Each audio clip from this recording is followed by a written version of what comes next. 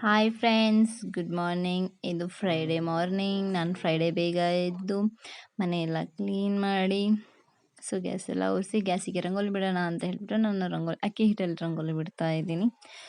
ಇವತ್ತು ಫ್ರೈಡೇ ಆಗಿರೋದ್ರಿಂದ every Friday ನಾನು ಗ್ಯಾಸಿಗೆ ರಂಗೋಲಿ ಹಾಕಿ ಅರ್ಶಿನ ಕುಂಕುಮ ಇಡ್ತೀನಿ. ಹಾಲು ಕಾಯಕ್ಕಿಟ್ಟಿದ್ದೆ. ಹಾಲು ಕಾಯಕ್ಕಿಟ್ಟು ನಾವು ಬಿಸಿನೀರು ಕಾಯಿಸ್ಕೊಂಡು ಕುಡ್ದಾಯಿತು. ನಾನು ಇವಾಗ ಟೀ ಇಡ್ತಾ ಇದ್ದೀನಿ. ಫ್ರೈಡೇ ಬೇಗ ಎದ್ದು ಪೂಜೆ ಎಲ್ಲ ಮುಗಿದಿದೆ. ಇವತ್ತು ಸ್ವಲ್ಪ ಬೇಗ ಪೂಜೆ ಮಾಡಿದ್ದೀನಿ, ಯಾಕಂದರೆ ಓಟ್ ಮಾಡೋಕ್ಕೆ ಹೋಗಬೇಕು. ಅದಕ್ಕೆ ಪೂಜೆ ಎಲ್ಲ ಬೇಗ ಮಾಡಿ ಸಿಹಿಗೂ ಸ್ನಾನ ಮಾಡಿಸಿ ಸಿಹಿನೂ ಮಲ್ಕೊಂಡಿದ್ದಾರೆ. ಇನ್ನು ನನ್ನ ಹಸ್ಬೆಂಡ್ ಸ್ನಾನಕ್ಕೆ ಹೋಗ್ತಿದ್ದಾರೆ. ಅವ್ರು ಬಂದಮೇಲೆ ಟಿಫನ್ ಮಾಡಿಬಿಟ್ಟು ಓಟ್ ಹಾಕೋಕ್ಕೆ ಹೋಗಬೇಕು.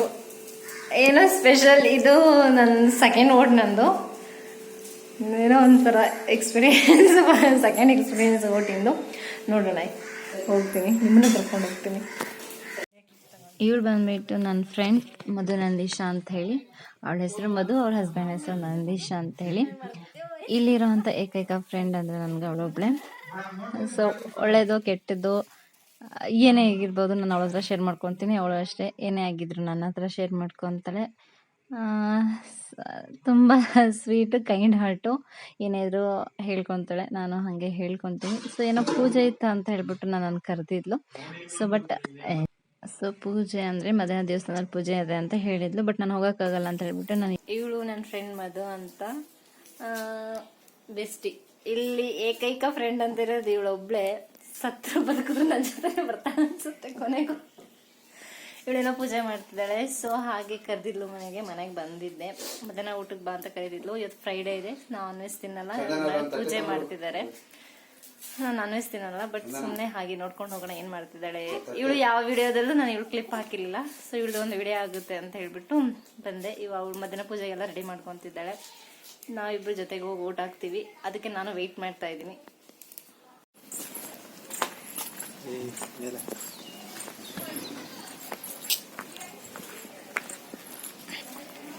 ಇವಾಗ ಹೋಗ್ತಾ ಇದ್ದೀವಿ ಊಟ ಹಾಕೋಕ್ಕೆ.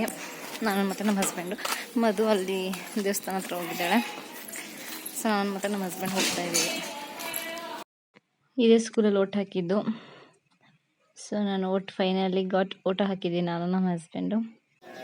Hi friends, good evening. Morning ಎಲ್ಲ ಓಟ್ ಹಾಕಿ ಬಂದ್ವಿ. ಮಾರ್ನಿಂಗ್ದು ಓಟ್ ಹಾಕೋಕ್ಕೆ ಹೋಗ್ಬೇಕಾದ್ರೆ ನಾನು ವಿಡಿಯೋ ಮಾಡಿದ್ದೀನಿ. ಬರಬೇಕಾದ್ರೆ ವಿಡಿಯೋ ಮಾಡೋಕ್ಕಾಗಲಿಲ್ಲ, ಯಾಕಂದರೆ ನನ್ನ ಹಸ್ಬೆಂಡ್ ಹತ್ರ ಇತ್ತು ಫೋನು. ಒಳಗಡೆ ಫೋನ್ ಅಲ್ಲೋ ಇರಲಿಲ್ಲ. ಬರಬೇಕಾದ್ರೆ ಅವ್ರ ಜೋಬಲ್ಲಿ ಹಾಕ್ಕೊಂಡು ಬಂದುಬಿಟ್ಟಿದ್ರು ಆಲ್ರೆಡಿ. ನಾನು ಸ್ವಲ್ಪ ಹೊತ್ತು ಅಲ್ಲೇ ಇದ್ದೆ. ಅದನ್ನು ಬರಬೇಕಾದ್ರೆ ವಿಡಿಯೋ ಕ್ಲಿಪ್ ತೊಗೊಳಕ್ಕಾಗಲಿಲ್ಲ. ಇವಾಗ ಸಂಜೆಯಿಂದ ವ್ಲಾಗ್ ಮಾಡ್ತಾ ಇದ್ದೀನಿ.